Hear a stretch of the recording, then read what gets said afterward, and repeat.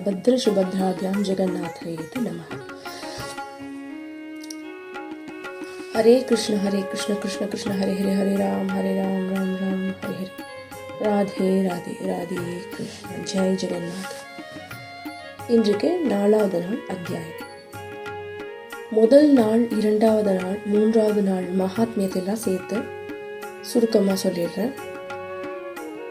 இந்திரத்யும்னன் அப்படிங்கிற மன்னருக்கு கிருதயுகத்திலேயே அவர் வாழ்ந்த ஒரு ராஜா. அந்த டைம்லேயே அவருக்கு மகாவிஷ்ணுவுக்கு கோவில் எழுப்பின ஆசை. அதுக்கப்புறம் அவர் நிறையா பேர் அந்த சபையில் கூட்டி அவருடைய விஷ்ணு பக்தியை பற்றி சொல்லி விஷ்ணுவுக்கு ஒரு கோவில் எழுப்பணும்னு அவர் சொல்லி ஆசைப்படும் பொழுது கூட்டத்தில் இருந்த ஒரு பக்தர் ஒருத்தர் நீலமாதவரா பகவான் இந்த பர்டிகுலர் ரீஜனில் இருக்கார் அப்படின்னு சொல்லி அதுக்கப்புறம் அவரை தேடி அவருடைய குருவோடைய கிருபை ஆசீர்வாதத்தில் அவர் அவருடைய மினிஸ்டர், அது மந்திரி மற்றும் தம்பி அவர்களை அனுப்புகிறாரு. வித்யாபதிங்கிறவரை அவர் அனுப்புகிறாரு. வித்யாபதிங்கிறவர் படைகளோடு சேர்ந்து போகும்பொழுது அங்கே அவர் தெரிஞ்சுக்கிறாரு, சபர கூட்டங்கள் சேர்ந்த ஒருத்தர் அந்த விஷ்ணு வசுங்கிற ஒருத்தர் பயங்கர விஷ்ணுவுடைய பக்தராக இருக்கார். அவர் அங்கே ரகசிய முறையில் அந்த கூட்டத்தை சேர்ந்தவங்க வணங்குறாங்கன்னு தெரிய வருது.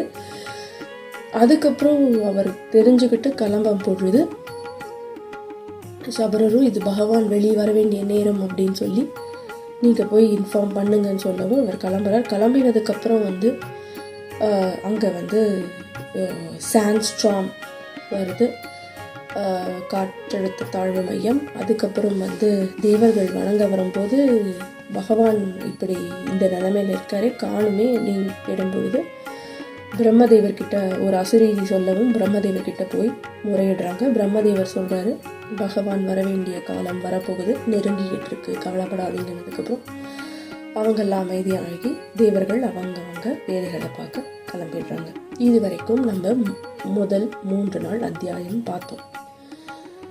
இப்போ 4வது நாள் மகாத்மியத்தில் என்ன நடந்தது அப்படிங்கிறத பார்க்க போகிறோம். 4வது நாள் மகாத்மியம் இன்னைக்கு இது ஸ்கந்த புராணத்தில் வரக்கூடிய புருஷோத்தம க்ஷேத்திரம். அதாவது ஜெகநாதர் எப்படி நமக்கெல்லாம் பிரசன்னமாகி வெளிவந்திருக்க இந்திரத்யும்னன்கிற ராஜா மூலமாக அப்படிங்கிறது தான் இந்த கதை. முதல்ல அவங்க எல்லாருக்குமே மிகப்பெரிய நன்றி, பகவானை நமக்கு வேறு ஒரு பரிமாணத்தில் தெரிய வச்சதுக்கு. அண்டு நம்ம கதைக்கு வரும். அப்போ அந்த அவந்தி தேசத்து ராஜாவுக்கு அவருடைய மினிஸ்டர் வித்யாபதி விஷயங்கள் எல்லாம் சொல்லவும் அதை கேட்டுட்டு அந்த விஷயத்தை கேட்டுட்டு இவரும் புறப்படுறார். ராஜா இந்திரத்யும்னன் கிளம்புறாரு. அவர் கிளம்பும் பொழுது அது ஒரு அவருடைய படைகளன் அவருடைய ஊரோட ஆல்மோஸ்ட் ஊரோட கிளம்புறாரு. அவரோட நாரத ரிஷியும் அக்காம்பனி பண்ணுறாரு. இது ஒரு புதன்கிழமை, அதாவது ஜேஷ்ட பக்ஷ சுக்ல பஞ்சமி அன்னைக்கு ஒரு புதன்கிழமையாக பார்த்து நல்ல நாள் அப்படின்னு சொல்லி எல்லாரும் கிளம்புறாங்க. கிளம்புற வழியில் அவங்க உத்கல தேசத்தோட பார்டரை நெருங்குறாங்க. அந்த தேசத்து ராஜாவும் வரவேற்கிறாரு. அந்த உத்கல தேசத்து பார்டரை நெருங்கும் பொழுது அங்கே ஒரு துர்கை அம்மன் கோவில் இருக்குது, சச்சரிகா அப்படின்னு சொல்லிட்டு அந்த அம்மனுடைய பேர். ஐ மீன் சர்ச்சிகா தேவி கோவில் அங்கே இருக்குது. அந்த தேவியை வணங்குறாரு. நாரத ரிஷியோடைய கைடன்ஸ் மூலமாக அவர் அதை வணங்குறாரு. அந்த தேவியை வேறு யார், துர்கா தேவியோட அனதர் ஃபார்ம். ஸோ இந்த துர்கா தேவி வணங்கி அங்கேயே பக்கத்தில் ஒரு நதி இருக்குது. அந்த நதி வேற ஒன்றும் இல்லை. அந்த நதி சித்ரோத்பலா அப்படிங்கிற நதி. அது வந்து மகாநதி. மகாநதியை தான் வந்து சித்ரோத்பலா அப்படின்னு சொல்லுவாங்க. அங்கே வந்து கேம்பிங் பண்ணுறாரு. அந்த இடத்துல அந்த ஆந்திரா தேசத்தோடைய, அந்த உத்கல தேசத்தோடைய ராஜாவை சந்திக்கிறாரு. உத்கல தேசத்தோட ராஜாவை சந்திக்கிறாரு. இந்த ராஜாவும் இந்திரத்யும்னனை பார்த்ததில் மகிழ்ச்சி அடைகிறாரு.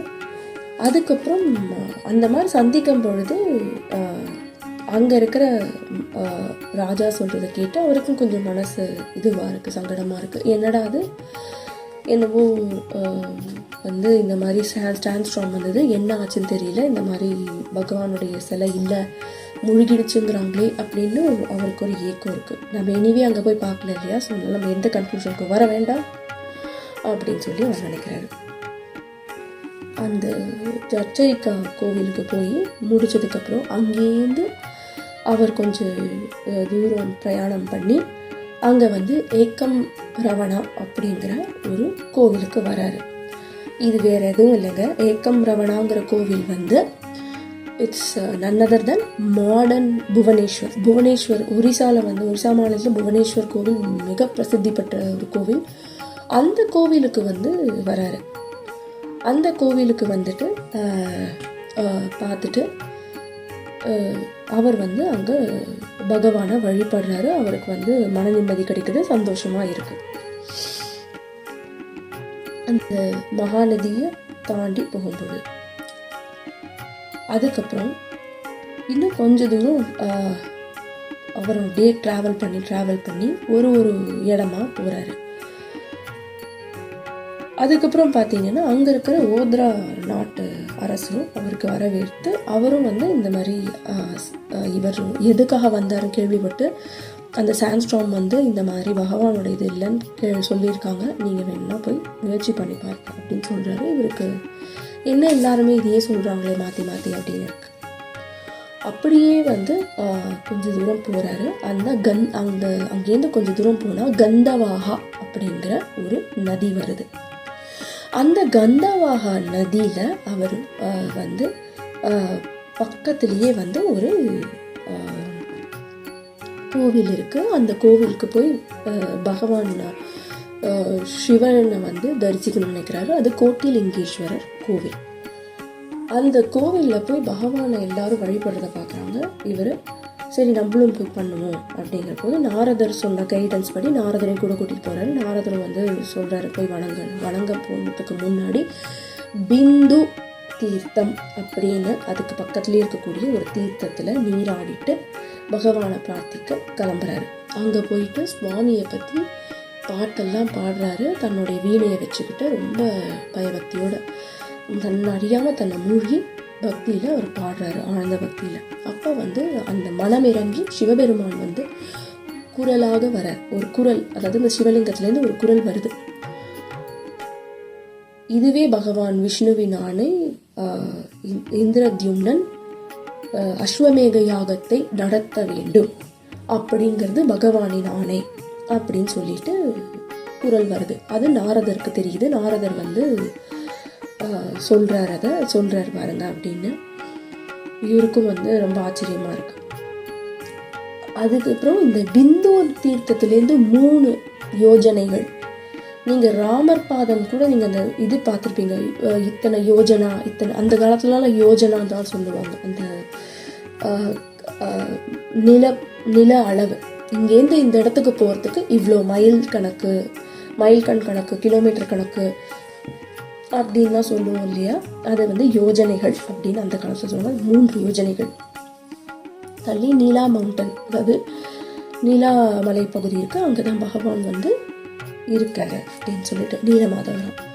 ஆஹா, நம்ம பார்க்க வந்ததானே அப்படின்னு சொல்லி இவர் நினைக்கிறாரு. இதற்கப்புறம் 2வது நாள் வந்து கபட்டேஷா, அப்புறம் வந்து பில் வேஷா அப்படின்னு சொல்லிட்டு 2 இடத்துக்கு வந்து அவங்க போகணும் அப்படின்னு பார்க்குறாங்க. இந்த கபட்டேசாங்கிறது வந்து நிறையா குட்டி குளங்கள் மரங்கள் இருக்கிற இடமா இருக்கு. அப்போ நாரதர் அந்த இடத்த வந்து அடைஞ்சதுக்கப்புறம் சொல்கிறாரு, இந்த இடத்துக்கு கபட்டேசாங்கிற இந்த இடத்துக்கு ஒரு தனித்துவம் இருக்குப்பா அப்படின்னு சொல்லி அதோட கதை சொல்கிறாங்க.